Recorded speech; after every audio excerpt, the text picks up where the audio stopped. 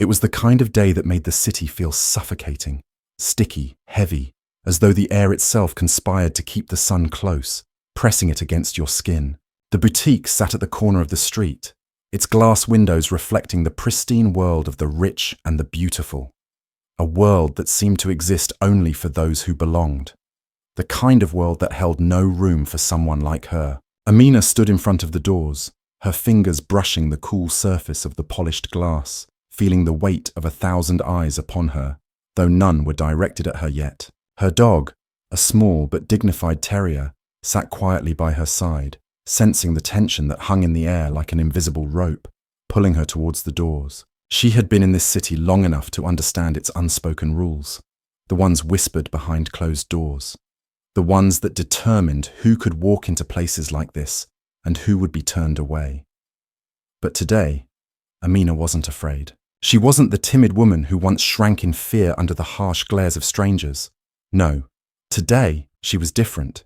She was here to test the boundaries, and she was determined to make it past those doors, no matter the cost. The chime of the doorbell rang out as she entered, and for a brief moment the bustling noise of the boutique fell silent. The sudden stillness hit her like a slap, sharp and unexpected. Eyes shifted, momentarily frozen in place before quickly returning to their tasks. Amina could feel the weight of their judgment, heavy and palpable, as if she were a stain on their perfect world. But it wasn't just the customers who noticed her presence. It was the manager, standing at the far end of the room, his eyes narrowing as he took in her appearance. She knew what he was thinking even before he spoke.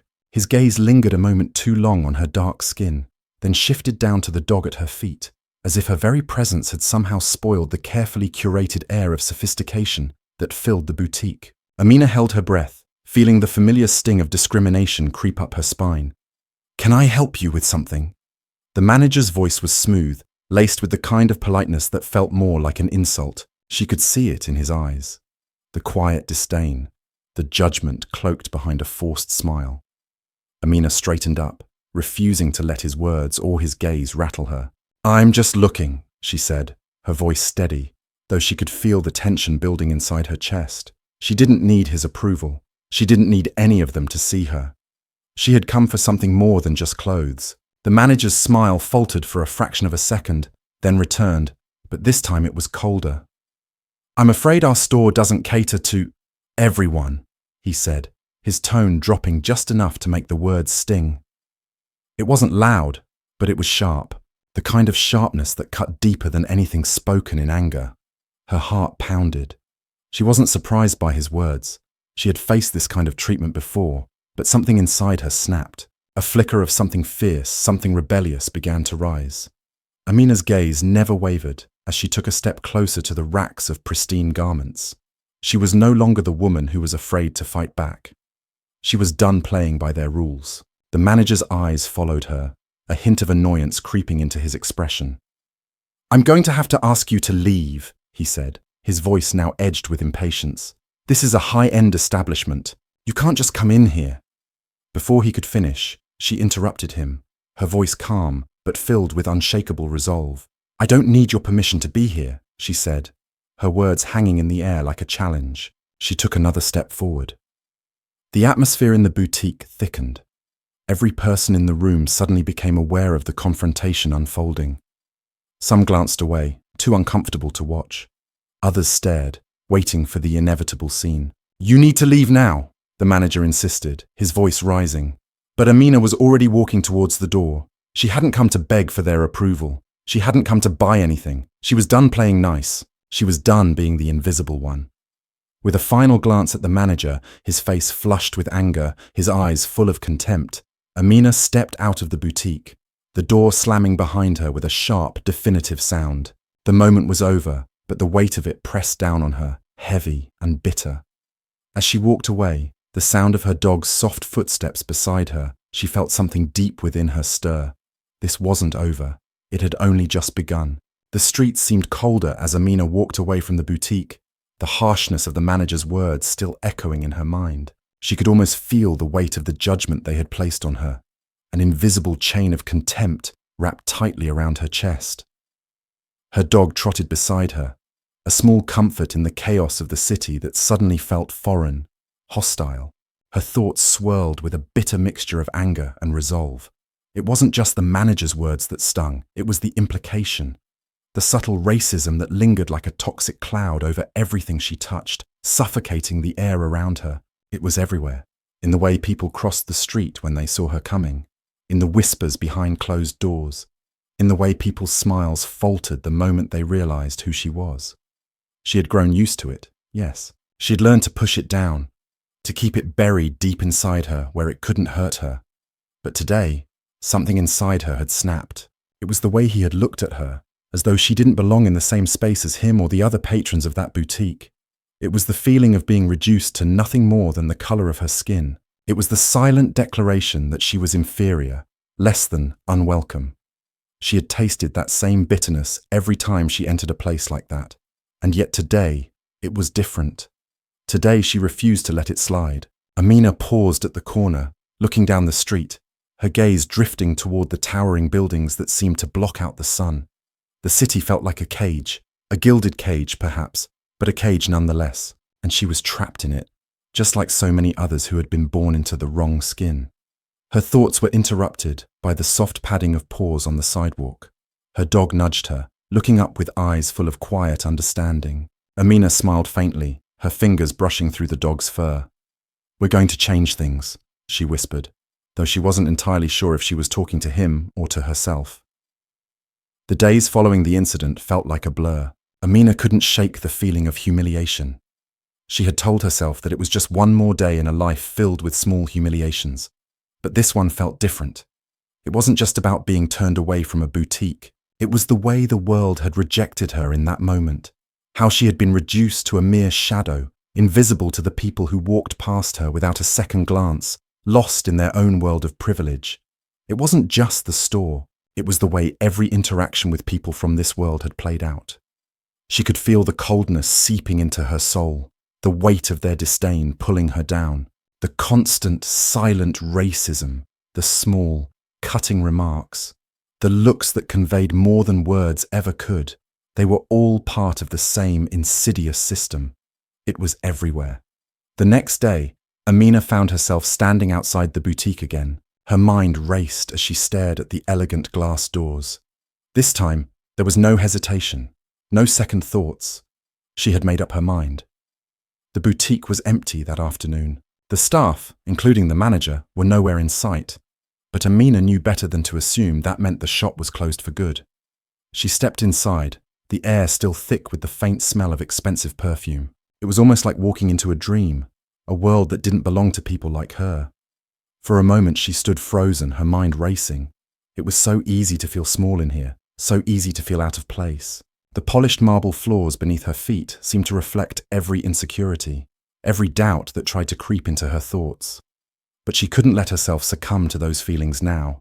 Not today. A woman in an elegant dark blue dress approached her with a clipboard, her eyes scanning Amina with a mixture of curiosity and barely veiled disdain. Amina could almost hear her thoughts before they were even spoken. What is she doing here? Does she even have the money to shop here? "Excuse me, can I help you with something?" the woman asked, her voice thin and polite, as if she were already preparing to dismiss Amina as soon as she heard the answer. "I'm interested in buying the boutique," Amina said, her voice calm but firm, like she had rehearsed the words 1,000 times. The woman blinked, clearly taken aback.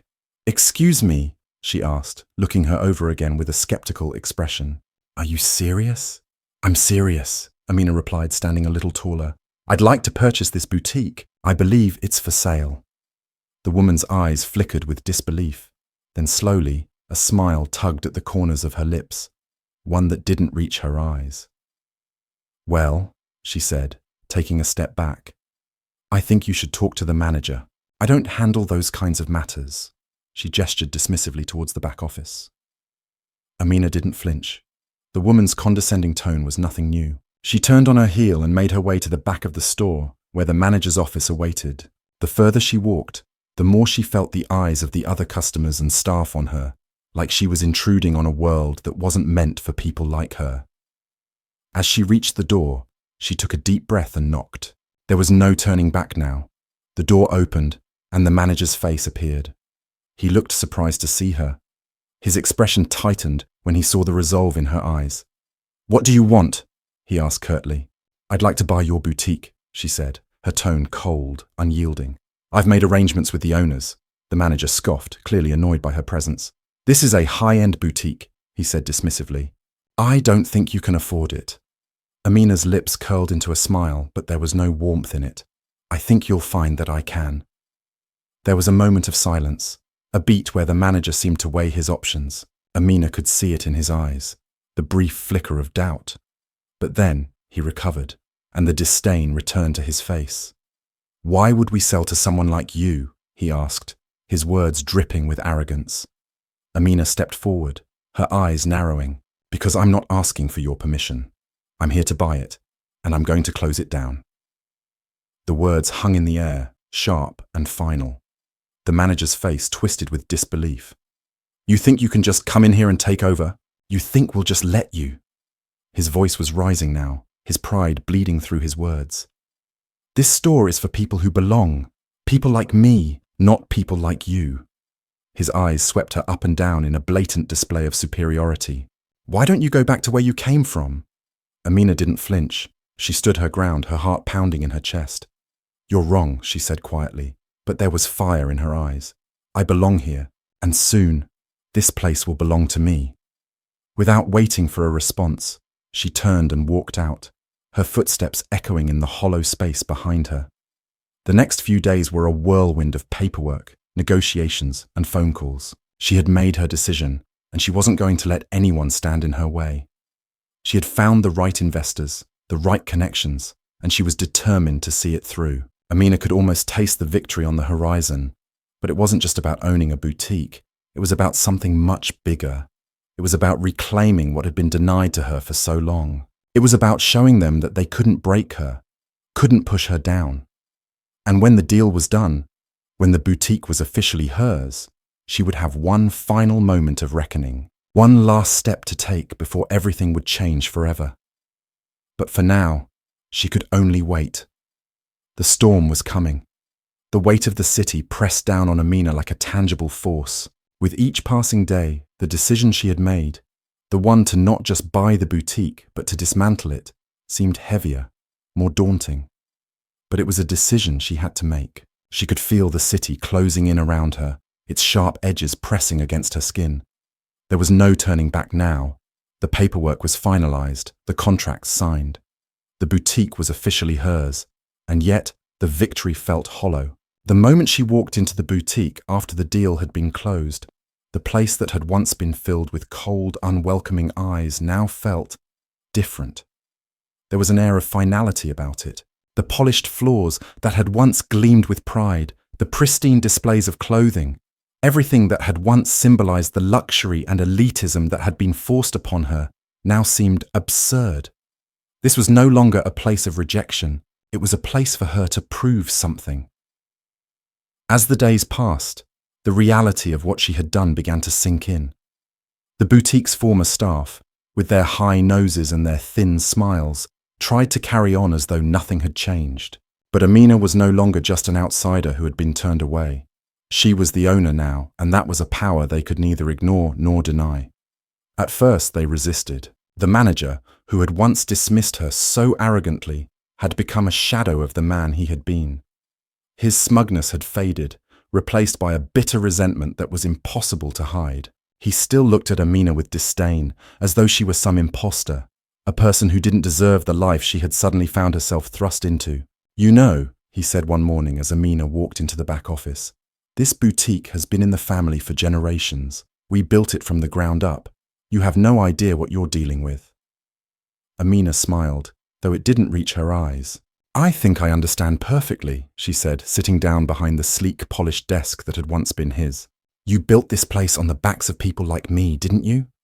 The manager's eyes flickered with something darker, something she could almost taste in the air. His lips pressed into a thin line, and for a moment, Amina could see the walls he had so carefully constructed around himself crack.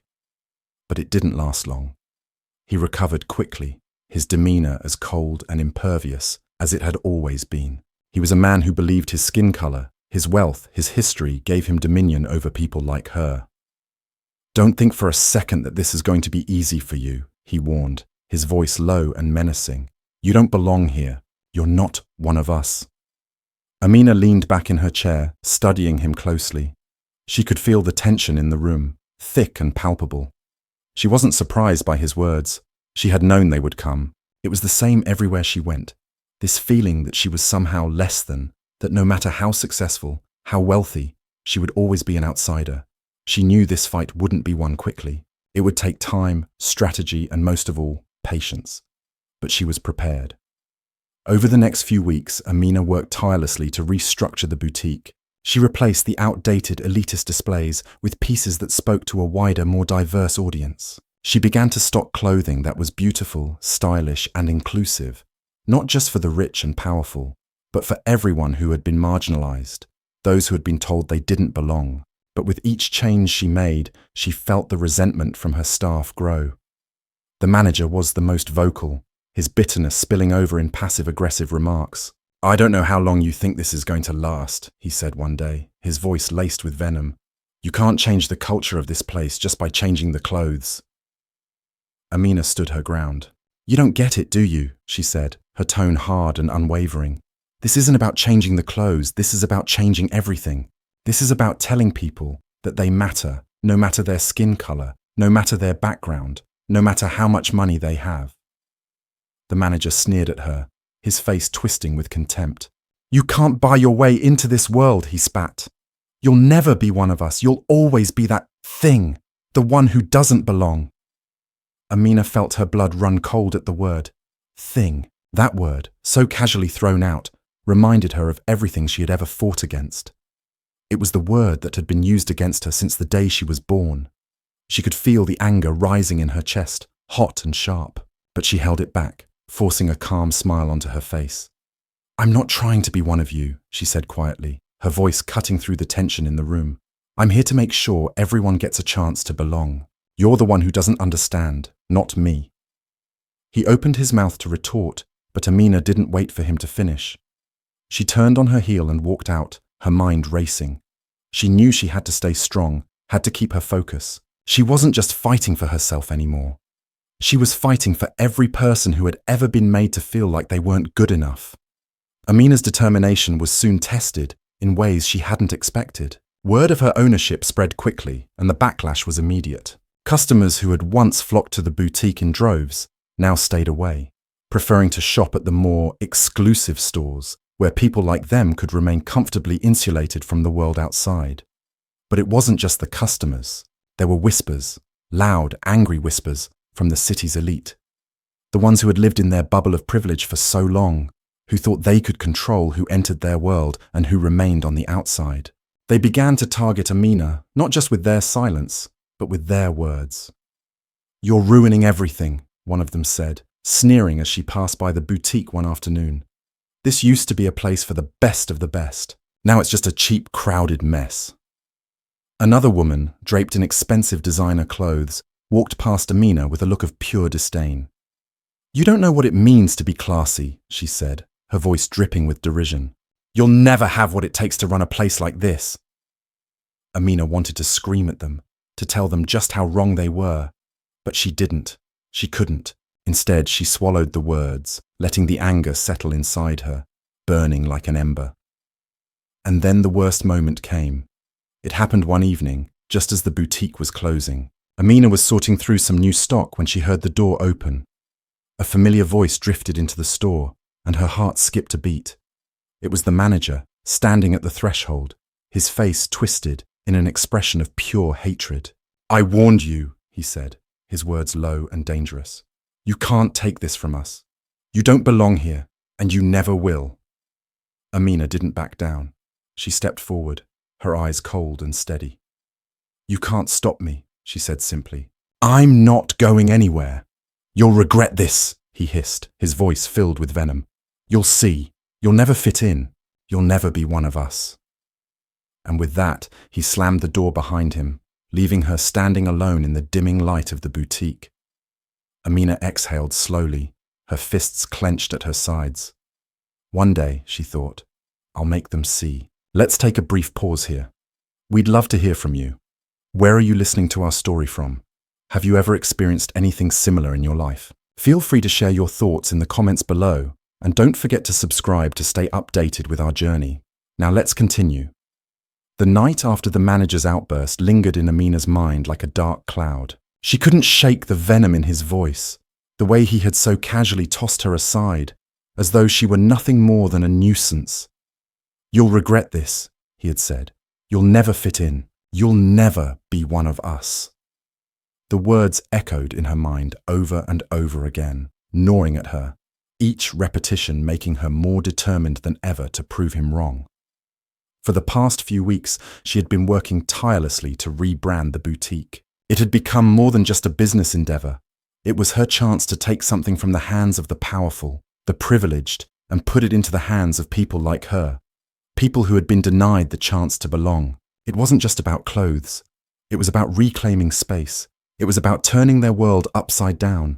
But as the days wore on, Amina felt the weight of the battle growing heavier. The staff had begun to work in slow, silent defiance, their resistance becoming more apparent with every passing day. The manager, once a seemingly untouchable figure, had begun to rally the employees against her. They didn't say it outright, but she could feel it.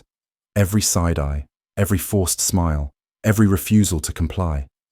They were fighting back, and they weren't going to make it easy for her. Amina sat in the back office, poring over the latest batch of customer feedback.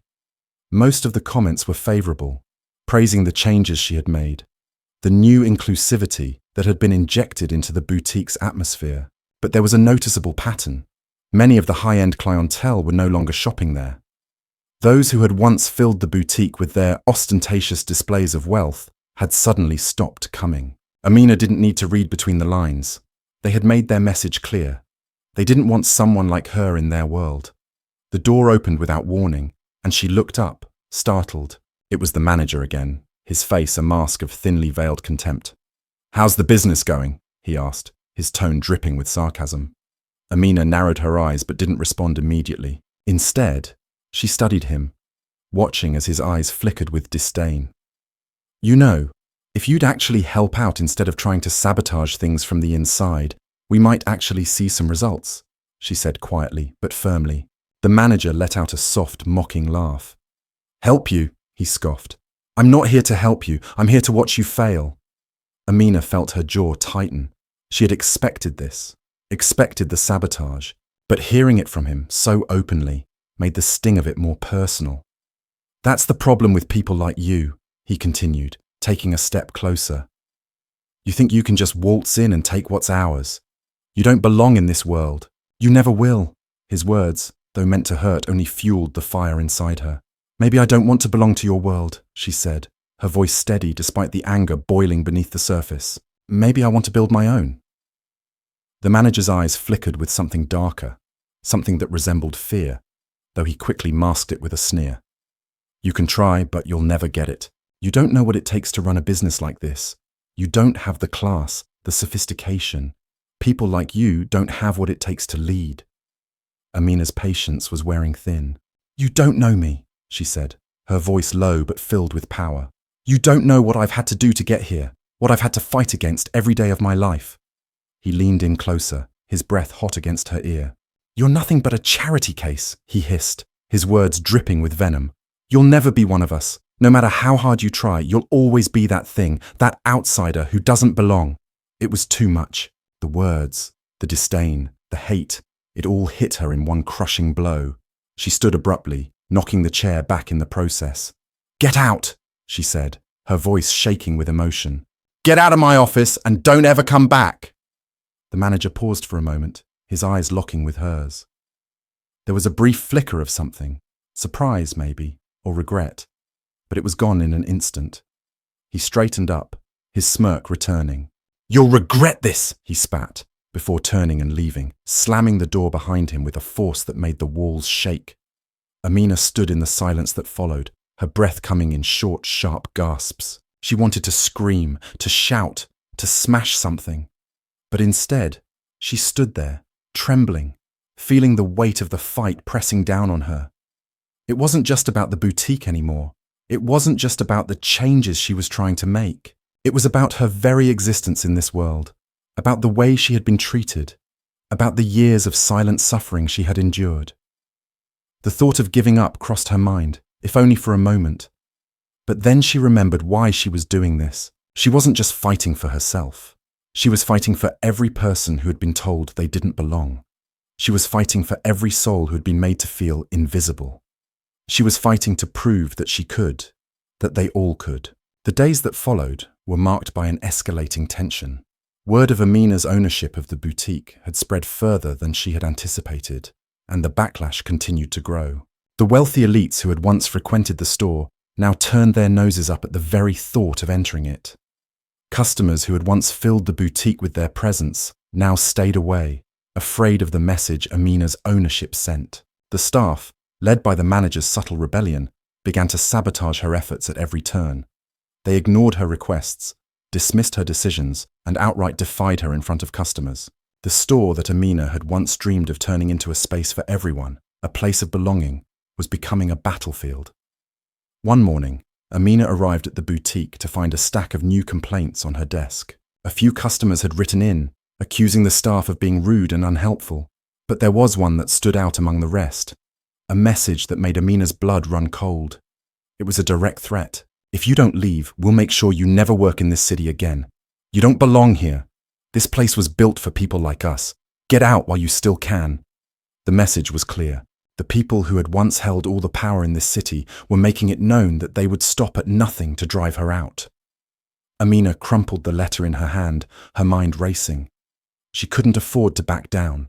Not now. Not when everything she had worked for was on the line. She gathered herself, pulling together every ounce of strength she had left. The battle was only just beginning, and she wasn't about to let them win. This was her fight.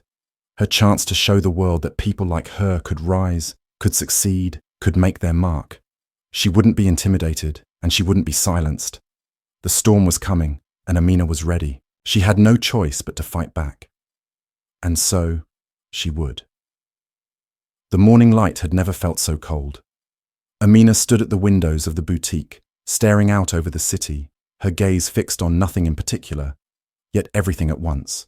The streets below bustled with the same relentless energy they always had, but today they seemed distant, foreign.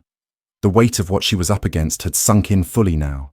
The letters had started arriving, not just the anonymous threats from customers and former clients. They came from the city's most influential names, the ones who had once filled the boutique with their presence, the ones whose money had always been the deciding factor in whether a store survived or not. The threats had escalated from whispered insults and sneers to something more direct, more forceful. And with them, the whispers grew louder. People had begun to speak openly about Amina's presence in a space that was no longer hers to claim. She had been warned. "You can't keep this up," one letter had said.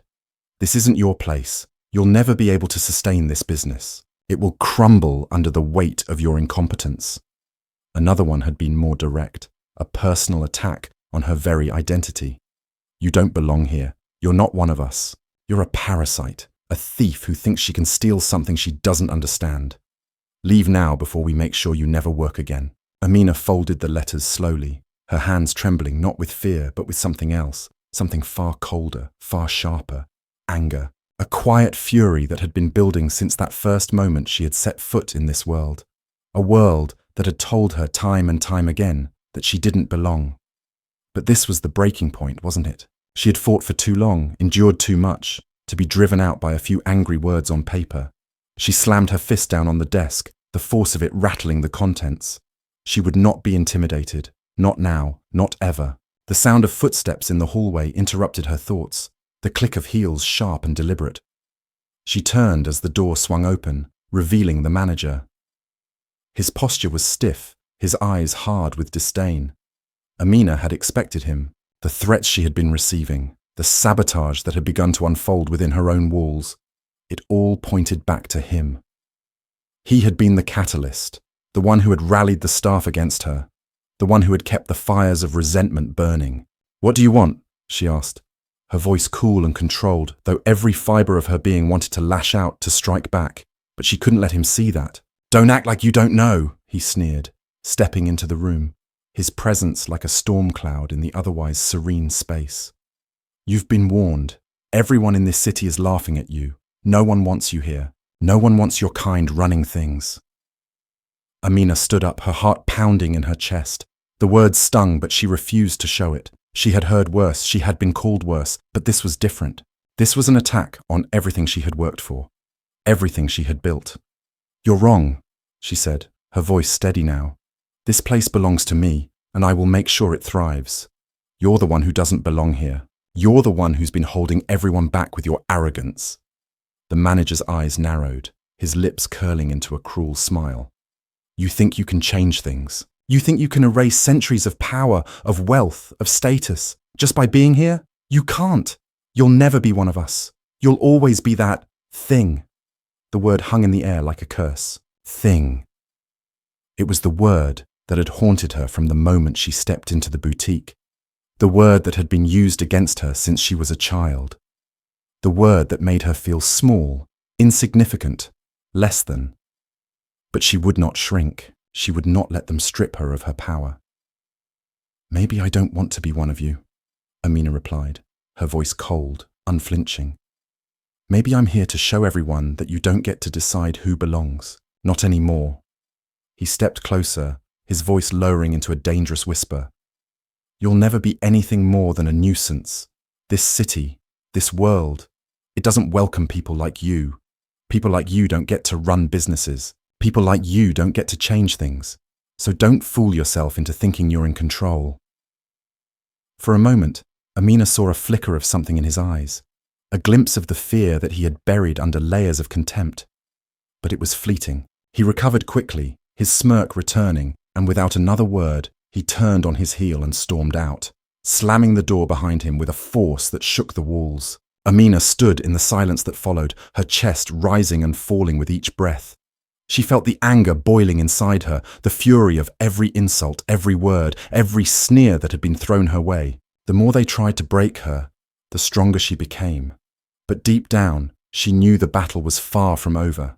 It had only just begun. Her phone buzzed on the desk, breaking her thoughts. She picked it up, her fingers trembling slightly as she unlocked the screen. It was a text message from one of the staff members who had remained loyal to her, the one person she had trusted.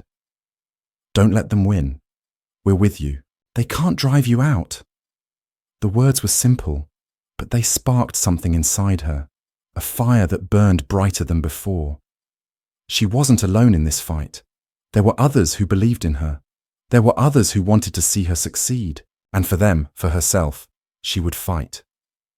The next few days passed in a blur of tension and defiance. Amina focused on making the boutique a place that not only sold clothes, but stood for something more. The changes she had implemented were slowly starting to take root. The boutique was no longer a place of exclusivity. It was a space for everyone. But with each step forward, the resistance grew stronger. One afternoon, a group of well-dressed women entered the store, their heels clicking loudly on the marble floors. Amina recognized them immediately, the wives of some of the city's most influential men. They had once been frequent patrons, always flaunting their wealth and status, always treating the staff with cold disdain. The women scanned the store with a sense of superiority, their eyes dismissive as they passed over the new merchandise. Amina watched them closely, her fingers resting on the counter, waiting for them to approach. "Is this all you have?" one of them asked, her voice dripping with condescension. "I thought you'd have more exclusive pieces. This is all so pedestrian." Amina's heart raced, but she kept her face neutral, her voice calm. "What you see here is exactly what I intend to sell. Clothing for people who want to be seen, for people who want to be included, not just for those who can afford to buy their way into a world of privilege." The woman's lips curled into a tight smile. "You think you can change things? This store has been built on the backs of people like us. You don't get to just tear it down and build it up again. You're nothing but a joke." Amina could feel the sting of her words, but she refused to let them break her. "I'm not the joke," she said softly, meeting the woman's gaze. "You are. You're the ones who think that your money, your status, makes you better than everyone else. But I'm here to tell you that doesn't make you anything." The woman's eyes flashed with fury, but before she could respond, one of her companions grabbed her arm, pulling her back. "Let's go. This place isn't worth our time." They turned and walked out, their haughty steps echoing in the quiet room. Amina stood there for a moment, her breath steady, her heart pounding in her chest. She knew this wasn't over, but she also knew that she wasn't backing down. Not now, not ever. The days that followed were filled with a constant battle. The staff, though still resistant, began to see the changes Amina was bringing. Slowly but surely, the tides were turning. The boutique was no longer just a store. It was becoming a symbol of something more. It was a symbol of defiance, of resistance against a world that had always told her she didn't belong. But as Amina watched the resistance grow weaker, she also saw the true depth of the power she was fighting against. They would stop at nothing to ensure she failed. But she was ready. This was her fight, her legacy, and she would not let them take it away. The days bled into one another as Amina sat at the desk in her office, the weight of her position growing heavier with each passing hour. The boutique was no longer just a business. It had become a battleground. The city, the people she had once hoped would be her allies, had turned against her, aligning themselves with the forces that wanted her gone. The whispers had turned into open threats, and the once glamorous world of wealth and privilege now seemed like an impenetrable fortress, determined to keep her out. But Amina wasn't going anywhere. The battle had become personal. Each day, she walked into the boutique with a renewed sense of purpose, her steps deliberate, her mind sharp. The manager's cold, venomous words still echoed in her mind, but they no longer had the same power. She had learned that the only way to survive in a world that didn't want her was to fight back with everything she had. And though she was exhausted, physically, mentally, and emotionally, she wouldn't stop. Not now. Her phone buzzed, snapping her out of her thoughts. It was a text message from her loyal staff member, Kendra, the one person who had stuck by her side through all the turmoil. "Some of the regulars are planning to protest tomorrow," the message read. "They're organizing outside the store." Amina stared at the message, her heart sinking. She had expected this. The resentment had been simmering for weeks, and now it was coming to a head. They couldn't afford to let her succeed, not when they had so much to lose. They would stop at nothing to drive her out, to make her feel small, to remind her that she didn't belong. She stood up, walking over to the window and looking out at the busy street below. A protest. She knew what this would mean. The protesters would be more than just disgruntled customers. They would be a symbol of the deep-seated hatred that ran through the veins of this city. The kind of hatred that could never be easily erased. The next day, the protest began as Amina had feared. She arrived at the boutique early, her heart heavy with the knowledge that this was not going to be a peaceful demonstration. The front of the boutique was lined with people, mostly white, mostly wealthy, their faces twisted in anger, their signs raised high in the air, each one a message of exclusion and rejection. "You don't belong here! Go back to where you came from! Take your business elsewhere!" The words came like a torrent, harsh and biting, aimed directly at her. Amina stood just inside the boutique, her eyes locked on the scene outside, her hands clenched tightly at her sides. The noise from the protesters outside was deafening, but it was the look on their faces that hurt the most. This wasn't just about a store. This was about who she was, about what she represented, and they couldn't stand it. Amina could feel her pulse quickening as the protesters shouted louder, their words growing more vitriolic. She could see the manager standing in the background, watching the scene unfold with a satisfied smile on his face. He had orchestrated this. He had been the one to stoke the flames of hatred, to rally the forces that wanted her gone. And now, he was standing on the sidelines, enjoying the chaos. She took a deep breath, the air in the boutique suddenly feeling thick and suffocating. She couldn't let this defeat her. She had fought too hard for this moment. She had built this from nothing, and she wouldn't let them tear it down now. Hours passed, the protests outside growing more hostile. The police had arrived, their presence adding to the tension in the air, but they did little to calm the crowd. The protesters shouted racial slurs, calling Amina names that she had heard all her life. Nigger, thief, unqualified. They spat their words like venom, as though the very idea of her owning a business was an affront to everything they held dear. And it hurt. Every word, every glance, every gesture of disgust, it cut through her like a knife. But still, she stood there. She couldn't let them see her break.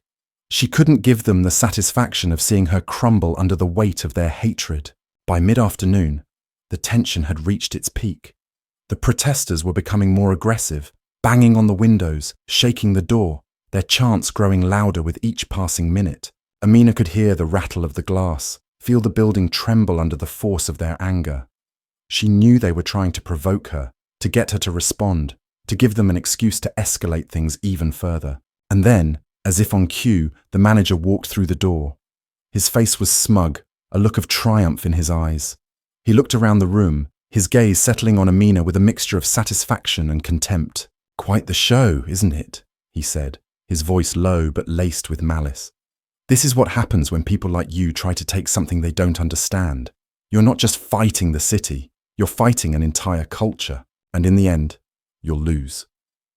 Amina turned to face him, her eyes narrowing. She could feel the anger rising inside her, the heat of it like a burning coal in her chest. She had been fighting for so long, against so many people who thought they could tear her down with words, with actions, with threats. But they had underestimated her. "You're wrong," she said, her voice steady despite the storm raging outside. "You think this is about you. It's not.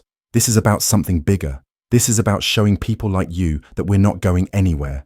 We belong here, and you can't take that away." The manager scoffed, his smile never fading. "You're delusional. This city was built on people like me. It wasn't built for people like you." Amina's fists clenched, her nails digging into her palms. The weight of his words hit her like a blow to the chest. People like me. She had heard that phrase before. She had heard it 1,000 times in her life, in different variations, in different places. People like her didn't belong in places like this. People like her didn't get to own businesses, didn't get to rise to the top. But she had proved them wrong. She had gotten this far, and she wasn't about to stop now. "You'll see," she said, her voice low but full of conviction. "I'm not going anywhere. This boutique is mine, and no matter what you or anyone else says, I'm not leaving." Outside, the protest continued. The voices, the hate, the rejection. It was all like a tidal wave crashing against the walls of the boutique. Amina could feel the weight of it all, but she refused to let it crush her. She'd come too far, fought too hard to let them win now, but she also knew something had to change. This couldn't go on forever. The city would never accept her as long as she was seen as an outsider, as long as she was considered a threat to their carefully constructed world. And that's when it hit her. The only way she could win this battle, the only way she could truly make them see her, was to turn their own weapons against them. It wouldn't be enough to keep fighting against the system. She had to become part of it. She had to take everything they had and use it against them. It was the only way she could win. As the day wore on and the protests slowly began to lose their steam, Amina sat in the back office, her thoughts churning. She had made a decision, one that would change everything. She wasn't going to wait for them to accept her. She was going to make them need her. The next step of her plan would require careful strategy, careful positioning. But she had always been good at that. She had spent her life navigating spaces that weren't built for her. Now, she would take it to the next level.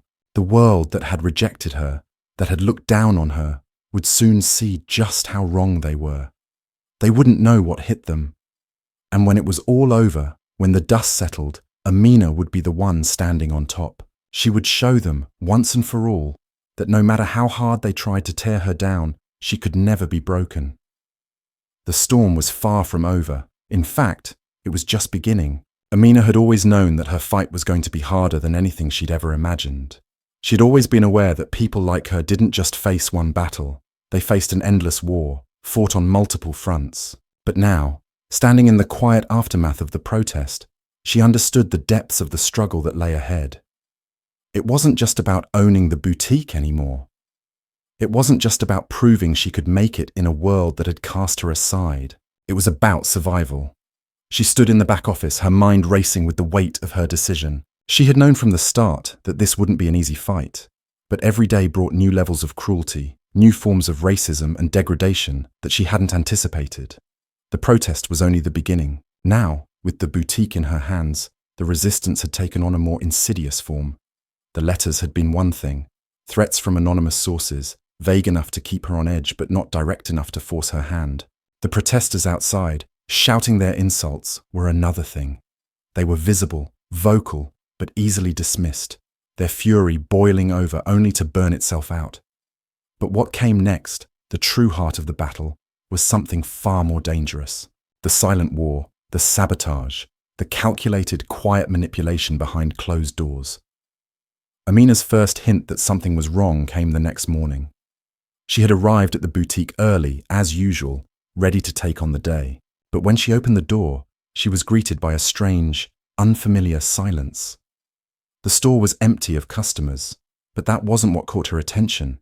It was the eerie stillness of the place. The air felt thick, oppressive, as though something had shifted overnight. Her instincts immediately kicked in. She walked through the store, her eyes scanning every corner, every shelf, every display. It wasn't until she reached the back office that she saw the damage. Her desk was cluttered with papers, some torn, some crumpled, and there, scrawled on the back of a letter, was a single, crude message. "You don't belong here. Leave while you still can." Amina's heart raced, but she steadied herself. This was no random act of vandalism. Someone had deliberately entered her space and left their mark, just as they had been doing for weeks. It was the same brand of hostility, the same hatred that had been directed at her from the start. But this time it felt different. Personal. The manager's face flashed in her mind. He had always been the one pushing the buttons, the one stirring the pot. She had no doubt he was behind this latest round of sabotage. He knew that if they couldn't force her out with protests and threats, they would do it the old-fashioned way, by making her feel unsafe, unwelcome, unwantable. Amina clenched her fists, her anger rising like a wave. She wouldn't back down. Not now. She'd come this far, and there was no way she was going to let them destroy everything she had worked for. By noon, the mood in the boutique had shifted again. The staff had become increasingly distant, their faces colder than before. Amina had always known they were skeptical of her, some even outright hostile, but now it was as if they had all silently agreed to close ranks. The manager, though absent, had made his influence felt in every corner of the store. His loyalists were everywhere, casting sidelong glances at Amina, their silence more condemning than any insult could ever be. One of the employees, a tall woman named Lisa, approached her with a stack of clothing to restock on the floor. Her eyes were downcast, her movements deliberate, as if she were trying to avoid drawing attention to herself. Amina watched her for a moment, sensing something was off. "Lisa," she called softly, her voice steady but firm. The woman froze, her shoulders tense. "Is something wrong?" Amina asked, her tone calm, though her suspicion was growing. "You've been acting strange all day." Lisa hesitated before responding, her voice almost a whisper. I don't think this is going to work, Amina. I don't think any of us belong here anymore. People like you, they don't run businesses like this." The words hit Amina like a physical blow, but she didn't show it. Instead, she kept her gaze fixed on Lisa, willing herself to remain calm. "People like me?" she repeated, her voice steady despite the tremor of disbelief inside her.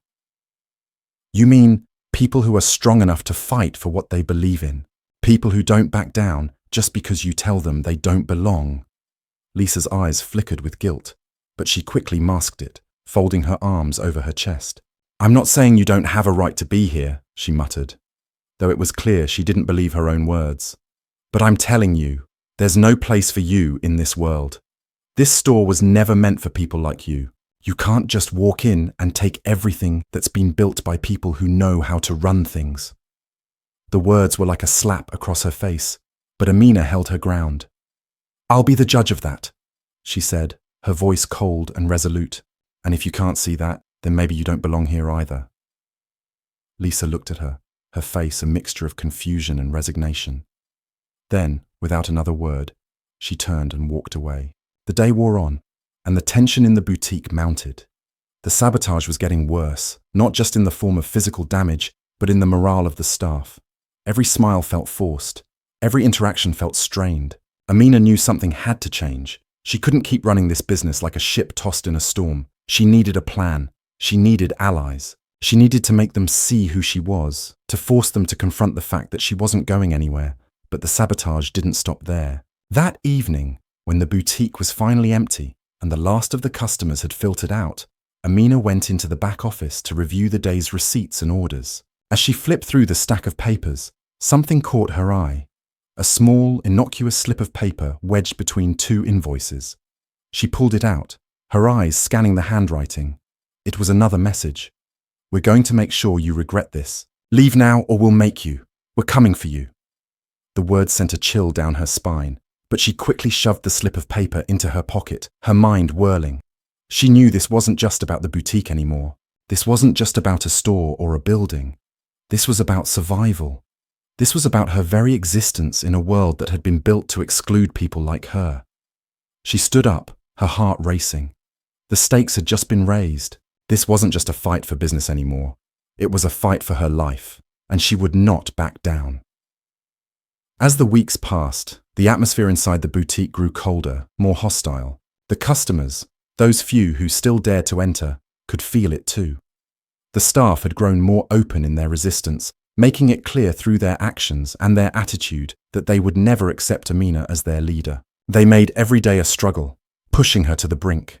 The sabotage had escalated to the point where she couldn't trust anyone in the building. She found broken displays, misplaced items, and the occasional note tucked into the corners of dressing rooms. Messages of rejection, of hate, reminding her that no matter what she did, she would never truly belong. But Amina was no stranger to adversity. She had fought too many battles to let this one slip away. She knew what she had to do. She couldn't keep fighting alone, not against a system this powerful. She needed to turn the tide, to flip the script, to make them see that she was not just some outsider. They needed her more than they knew. And so, she began her plan. By the time the next major event came to a head, Amina had started to gather her allies. People who had been watching, people who had seen her struggle and recognized the depth of her fight. It wasn't just about the boutique anymore. It was about making a statement to the entire city, to every person who had ever tried to tell her she didn't belong. She would show them that their hatred would not win. She would show them that she belonged, that they could not erase her. This was no longer just a battle for survival. It was a declaration of war. The days leading up to the culmination of Amina's plan felt like an eternity. The weight of the sabotage, the hostility from her staff, the ever-present reminders from the protesters outside, all of it pressed down on her with a relentless force. Yet, as each day passed, she found herself more focused, more driven. She wasn't going to just survive this war. She was going to win it. For the past few weeks, Amina had been quietly meeting with a select group of supporters, people who saw the truth in her struggle. They had all watched as she had been systematically pushed to the brink, and each of them knew the stakes. They understood the unspoken barriers she was breaking, not just in the boutique, but in a city that had been built on exclusion, on making sure certain people stayed in their place. It wasn't just about the boutique anymore.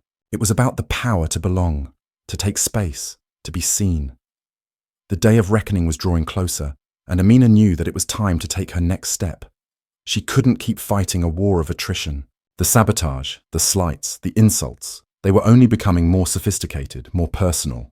It was clear that the forces arrayed against her would stop at nothing to break her, to force her out of the boutique, to reclaim the world that had always been theirs. But Amina wasn't a victim. She never had been. The final act of defiance began in the quiet hours of the evening. The boutique, usually bustling with activity during the day, now stood silent, its luxurious displays casting long shadows on the polished floors. The storm was coming, but for the first time in a long time, Amina felt in control. She had spent days preparing for this moment, assembling a team of people who had been quietly supporting her from the shadows. These weren't just customers or staff members, they were allies, individuals who had long been on the periphery of the city's elite world, who had seen firsthand the power structures that perpetuated inequality. They were ready to help Amina turn the tide, to take the fight to those who had made her feel like an outsider for so long. Her phone buzzed, the message from Kendra flashing on the screen. The plan is in motion. It's time. Amina stood up from her desk, her eyes narrowing as she took in the quiet of the boutique. She felt it in her bones. This was the moment she had been waiting for, the moment when everything would change. As night fell, the boutique's windows were dark, but the back office was lit with a soft glow. Amina paced back and forth, her thoughts racing. The protesters outside were still there, lingering, shouting their usual chants, their faces twisted in hatred, their signs held high. Their voices were muffled through the thick glass, but Amina could feel their presence, feel the weight of their rejection, their refusal to accept her. But that was all it was now. Rejection. A refusal to acknowledge her as part of the fabric of this city, part of this world. She wasn't going to be rejected anymore. She was going to make them see.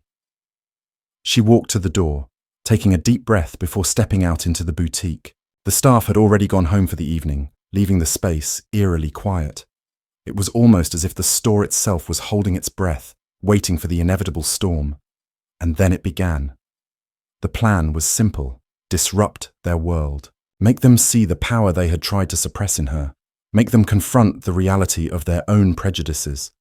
It was time for Amina to fight back in a way that would leave no room for misunderstanding. She walked to the center of the boutique, her heels clicking against the marble floor with a rhythmic precision. Amina had already made arrangements with a few key partners, people who had the financial backing, the influence, and the determination to make a statement. They were the people who had been watching from the sidelines, quietly supporting her without getting involved in the public backlash.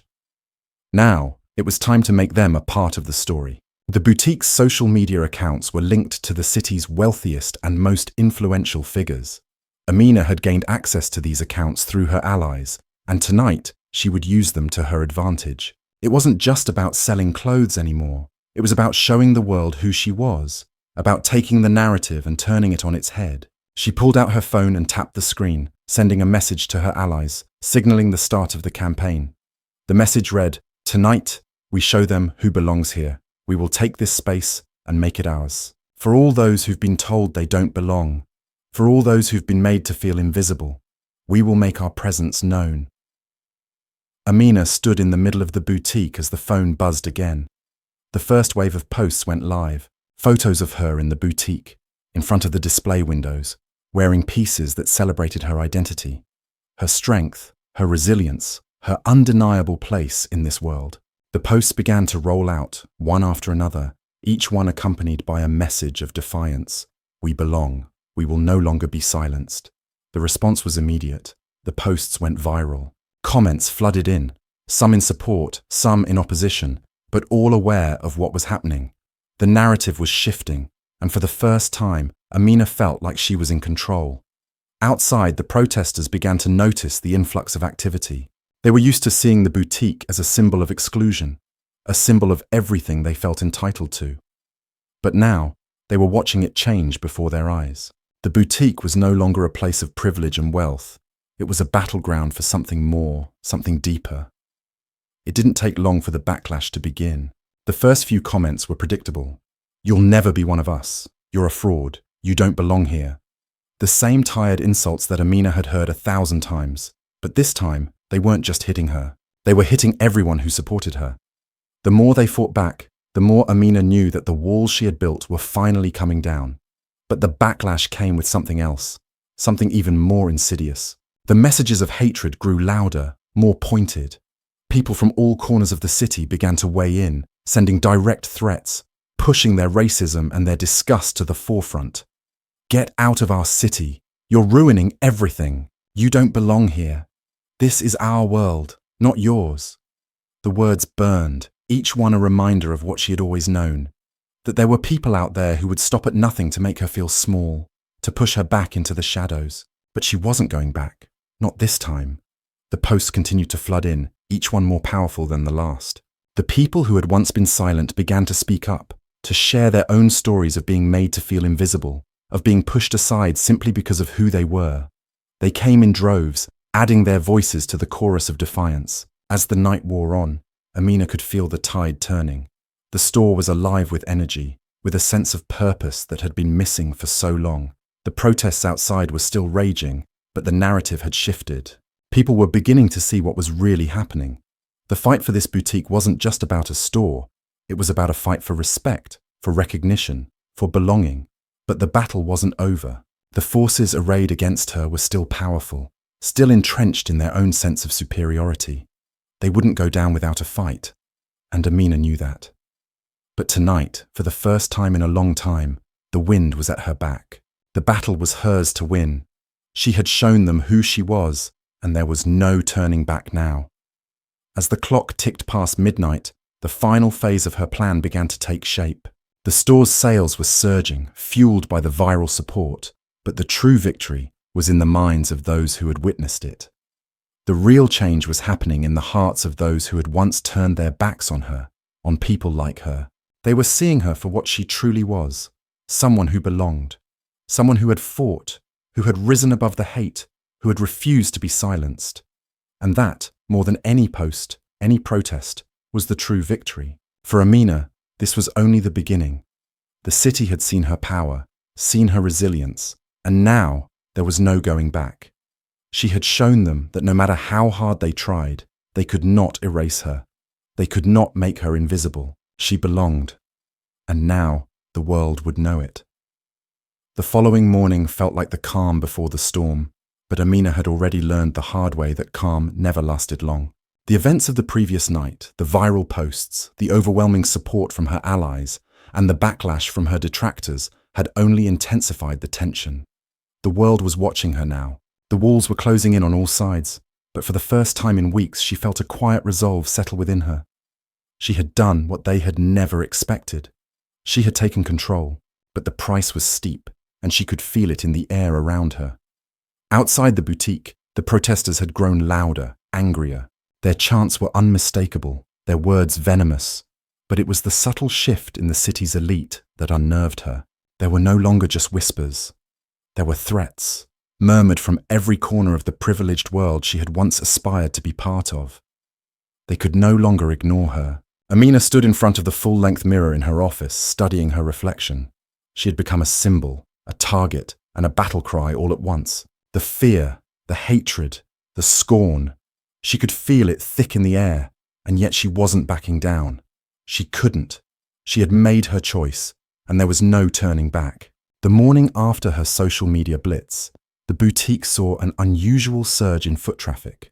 Customers from all walks of life had come to see for themselves what the fuss was about. The sudden rush of diverse faces, from wealthy women in business suits to students in jeans, was both exhilarating and unsettling. It was exactly what Amina had wanted.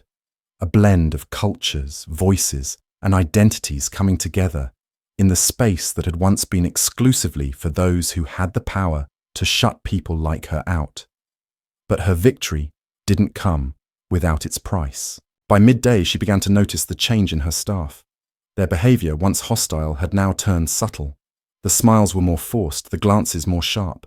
Whispers behind her back had become louder. Her employees were no longer hiding their discontent. They were brazenly mocking her, their actions dripping with the arrogance of those who thought they were above reproach. It was Lisa who spoke first, the woman who had once questioned her decision to take over the boutique. Amina had expected this moment. She had known it was coming, and yet it still stung. "Are you really sure you can keep this up?" Lisa asked one afternoon as she restocked a shelf, her voice dripping with condescension. "You think you're going to change anything? This boutique is a part of the city's heritage. You don't have the connections, the know-how, or the background to understand what it takes to run a place like this." Amina walked over, forcing herself to stay calm. She had learned long ago not to react to insults. But this was different. Lisa's words were more than just criticism. They were an accusation, an attack on everything Amina had fought for. "You think because I'm black, because I didn't grow up with privilege, that I don't deserve to be here," Amina said, her voice low but filled with the weight of her own experience. "You think you can reduce everything I've worked for to just a matter of connections and status. Let me tell you something, Lisa. The real difference between us is that I don't need connections. I am the connection. And this store belongs to me. I built it. I earned it." Lisa's eyes flickered with a mix of disbelief and resentment. "You're not what this city was built on," she spat. "You'll never be one of us. No matter how hard you try, you're always going to be the outsider, and people like you don't get to run the show." Amina's hands clenched into fists, but she held her composure. She had heard these words before, growing up, at school, at work. But this was different. This wasn't just some stray remark. This was an open attack on her very being, on everything she stood for, but it only fueled her resolve. "I'm not trying to be one of you. Amina replied, her voice steady. I'm trying to make this city better, for everyone, and I'll make sure you all see it whether you want to or not. The tension between Amina and her staff only grew more palpable in the days that followed. The sabotage continued, but now it was more covert, more subtle. Small mistakes in inventory, products mysteriously disappearing from the shelves, and most recently, the sudden failure of the boutique's new POS system, which had been tampered with to create confusion and frustration. And yet, Amina remained unfazed. Her resolve had only hardened. If anything, she now understood the nature of the battle better than ever. This wasn't about changing minds, it was about making her presence undeniable. She would prove to them that no matter how many obstacles they threw in her path, she would overcome them. But it was the next wave of resistance that truly set the stage for what was to come. The open campaign of intimidation. One afternoon, Amina received a phone call that sent a shiver down her spine. It was from the lawyer she had hired to ensure her business was in compliance with the city's regulations. He sounded nervous. Amina, I need to talk to you about something serious, he said. It's about your business license. There's been a complaint filed against you. A very serious one. Amina's heart skipped a beat. What kind of complaint? He paused before answering. It's about your store's legitimacy. Someone is trying to get your license revoked. They're accusing you of not following certain codes, things like zoning laws and sanitation regulations. But I think this is more than just a technicality. I think it's an attempt to shut you down. They want to force you out. Amina could feel her pulse quicken. This was the moment when the full force of their hatred, of their efforts to remove her from the city, would be laid bare. She had known this was coming, but now that it was here, it felt different. It felt real. Who's behind this? She demanded. I don't have the details yet, but I've heard rumors, the lawyer said. I think it's the same group that's been protesting outside your store, the ones who've been spreading the word that you don't belong. This could get ugly, Amina. You need to be prepared. The next few days were filled with uncertainty, but Amina wasn't about to let the threat of legal action deter her. She knew this wasn't just about the boutique. It was about silencing her, about sending a message that she didn't belong in this world. But she was done being afraid. Amina threw herself into preparation, working with her lawyer to ensure every legal loophole was covered. She met with her supporters, strategizing on how to push back against the systemic forces trying to shut her down. The protests outside the store had only intensified, the words of hate growing louder, more frequent, more personal. But Amina could hear something else in the crowd now, something she hadn't expected. There were murmurs of support. The more they protested, the more they revealed themselves to be the ones who were afraid. They were afraid of losing their power, their privilege, their place in a world that had been built to keep people like Amina on the outside. And the more they fought, the more they showed the world their true faces. Amina's campaign of inclusion had ignited something they couldn't put out. The day of the hearing arrived, and the courthouse was filled with tension. Amina stood at the front, surrounded by her lawyer, her allies, and supporters who had gathered to show their solidarity. She could feel the eyes of the courtroom on her, the cold glares from those who sought to tear her down, the whispers of those who believed she didn't belong. The accusations were laid out before her: zoning violations, alleged failure to meet health and safety codes, a variety of small technicalities, all of it designed to cast doubt on her legitimacy as a business owner. The opposition had brought in expert witnesses, all of whom painted her as an outsider, someone who was unfit to run a business in the heart of the city. But Amina didn't flinch. She had come too far to let this defeat her. Her lawyer stood up, speaking calmly and confidently as he dismantled the accusations one by one, proving that they were nothing more than fabrications, lies designed to break her. And then it was her turn. Amina stepped forward, her gaze steady and unwavering as she addressed the court. This is not just about codes and regulations, she said, her voice clear and strong. This is about who belongs in this city. This is about power and those who think they can dictate who has a seat at the table. But let me be clear, I'm not asking for a seat. I'm taking one, and I will not be pushed out. Not by threats, not by lies, and not by people who believe their wealth gives them the right to control the lives of others. She paused, letting her words hang in the air. I fought for everything I have. I fought against a world that tried to erase me, tried to make me invisible, and I'm not going anywhere. Not now, not ever. There was a brief silence in the courtroom before the judge spoke, his voice firm. "We'll reconvene in 1 hour for the decision." As Amina walked out of the courtroom, she could feel the weight of the moment.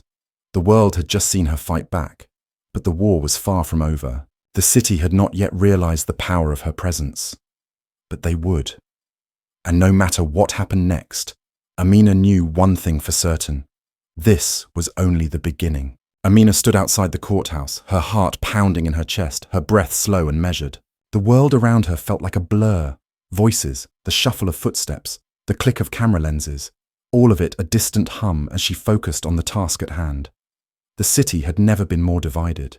The fight she had been waging had reached its crescendo, and now, as the decision loomed, she couldn't help but wonder how it would all end. As she waited, the memories flooded back. The protests, the threats, the sneers and insults. She could still feel the sting of their words. "You don't belong here. You'll never be one of us.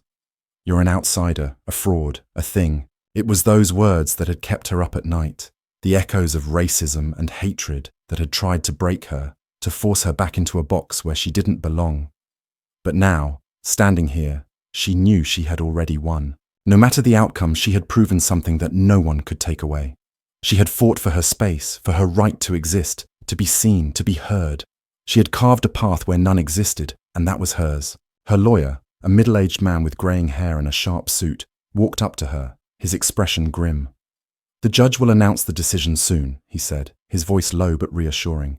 "We've done everything we can. I believe we've made a strong case." Amina nodded, though the uncertainty lingered in her chest. She had done everything she could. But the forces she was fighting were powerful, and she knew they would stop at nothing to crush her.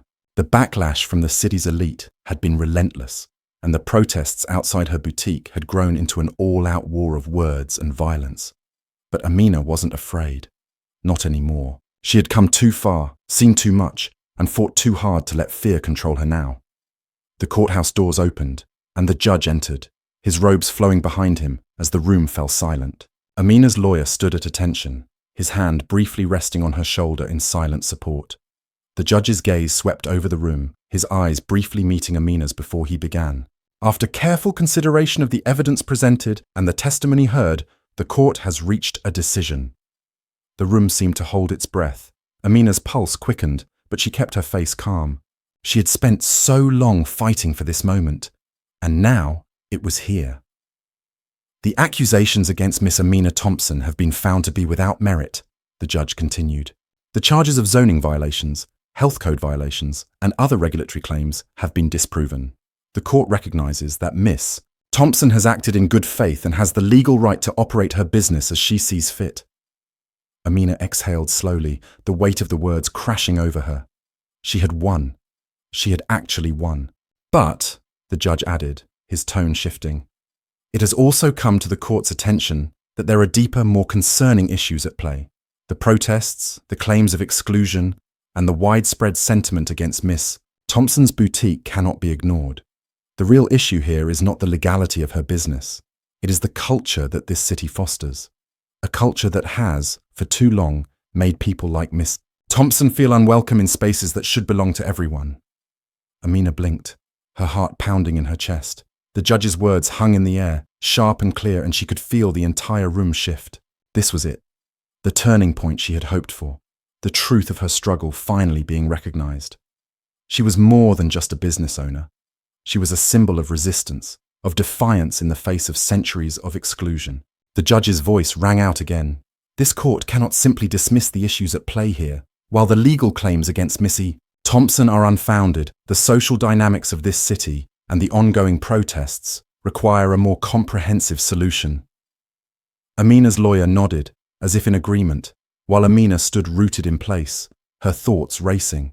What would happen next? Would this judgment be a victory, or would it be another chapter in a longer battle? "I hereby order the creation of a commission to examine the city's social and economic landscape, focusing on systemic inequality and the barriers faced by marginalized groups, including women and people of color in business. In light of this, the court supports Miss Thompson's right to continue operating her boutique, and I urge the city to foster an environment where people of all backgrounds have equal access to success." The room was still for a moment, and then a ripple of murmurs began to spread. It was the most unexpected outcome, a decision that called for introspection, for change, a decision that could send shockwaves through the power structures that had kept people like Amina on the outside for so long. Amina couldn't move. The reality of the moment had not yet fully sunk in.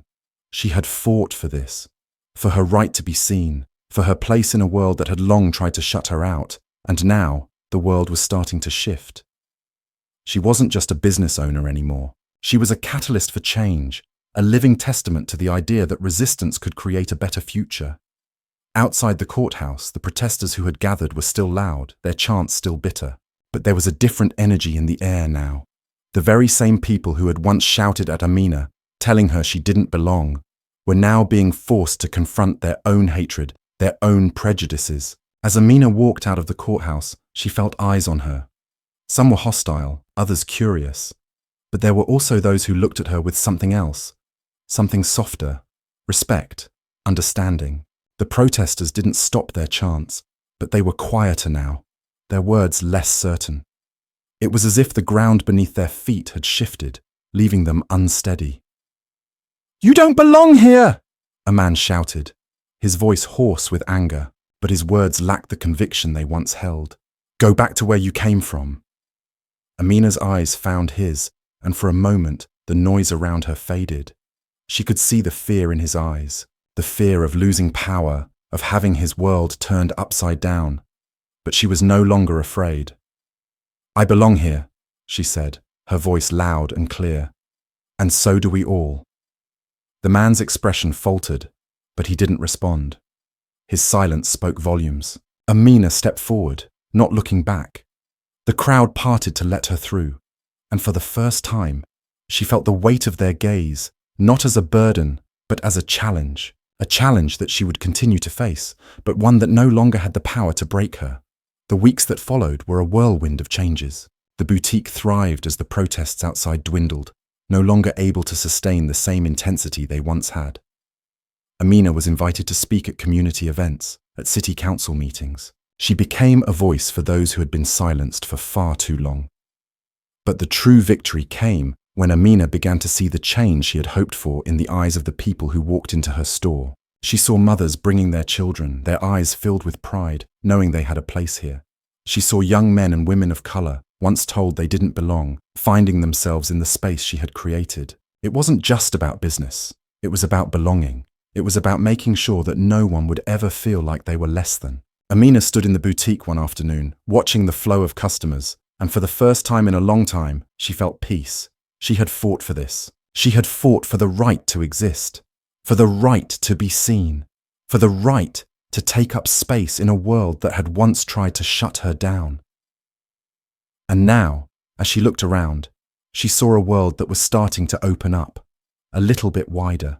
The change had begun, and it would continue, because she knew one thing for sure: when you fight for something as powerful as belonging, you never stop fighting. Amina had not only won the battle, she had changed the game, and the world would never be the same again. The end of one fight marked the beginning of the next, but for the first time, Amina was ready to face whatever came her way, with the certainty that she belonged here, and this time she wasn't going anywhere. We would love to hear your thoughts on this story. What did you think about Amina's journey? Have you ever experienced racism or faced challenges where you had to fight for your place? Your opinions mean a lot to us, and we truly value every one of you who listens, shares, and supports. If you enjoyed this story, don't forget to like and subscribe to stay updated with our future content. Your engagement helps us grow and continue creating these narratives. Have a wonderful day, and please leave a comment with a phrase that shows you listened until the very end. We'd love to hear from you.